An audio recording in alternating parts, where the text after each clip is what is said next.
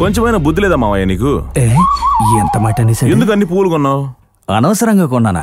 కొద్దిసేపటి క్రితం పువ్వులావిడ ఏమంది? ఏమందో చెప్పు. ఏంటవ్వా ఎందుకంత హడావుడిగా వెళ్తున్నావు? ఏం చేయమంటావరా, నా మనవణ్ణి బళ్ళో వదిలేసి వచ్చాను. పువ్వులు తీసుకెళ్లడం ఆలస్యమైంది, అందుకే గబగబా వెళ్తున్నాను. మెల్లగానే వెళ్ళు, ఎవరు కొనలేదంటే అన్నయ్య కొంటాడు. అందరూ కొంటారు అమ్మడు. వెళ్తుంటే నువ్వెదురొచ్చావు కదా, కాసేపట్లో బుట్ట ఖాళీ అయిపోద్దు చూడు. ఒకవేళ ఎవరు కొనలేదంటే ఆవిడకున్న నమ్మకం అబద్ధం కాదు. ఆలోచించు. నీ చెల్లెలు గౌరవం పోతే నువ్వు ఊరుకోవచ్చు, కానీ ఎన్నటికీ ఈ మావయ్య బాలకృష్ణ తన మేనకోడలు గౌరవాన్ని తగ్గనవాడు. అందుకే పువ్వులు మొత్తం నా సొంత డబ్బుతో నేనే కొనేశాను, విత్ బొట్టతో సహా. అద్దరు కొట్టేశాను కదా నేను. సూపర్ మావయ్య.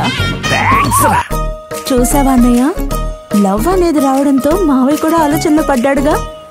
ఊరుకోరా, లవ్ కు బదులుగా కొంచెం లైఫ్ గురించి కూడా ఆలోచిస్తే బాగుండేది. తను లవ్వే లైఫ్ అనుకుని ఉంటాడు, అందుకే బలాదురుగా తిరుగుతున్నాడు. అలా అనకన్నయ్య, నీకేం తెలీదు. ఒక కుర్రాడు ఒక అమ్మాయిని మనస్ఫూర్తిగా ఇష్టపడ్డాడు అనుకో, ఇక లోకంలో ఎవడేం చెప్పినా వినిపించుకోడు. అదిగో అక్కడ నుంచున్నాడే వాడిలాగా.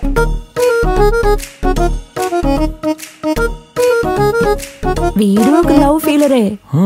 వీడు లవ్ చేసిన అమ్మాయి వాళ్ళన్నా ఎందుకురా నా చెల్లెల్ని లవ్ చేస్తున్నావని మొదట కాండ్రించి ఉమ్మేశాడు, తర్వాత కొట్టాడు, నిన్న చెయ్యి విరగొట్టేశాడు.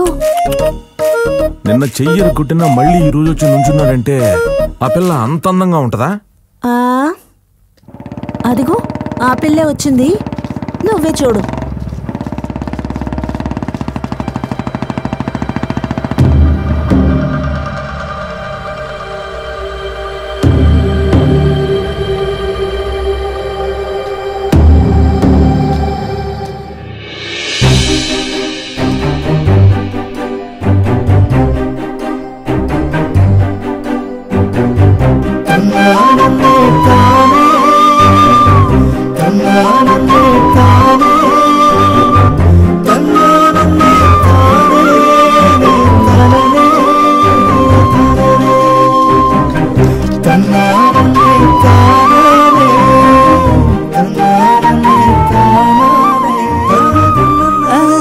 డిస్టర్బ్ చేయకు తల్లి, అన్నీ ఇప్పుడు ఫుల్ లవ్ మూడ్ లో ఉన్నాడు.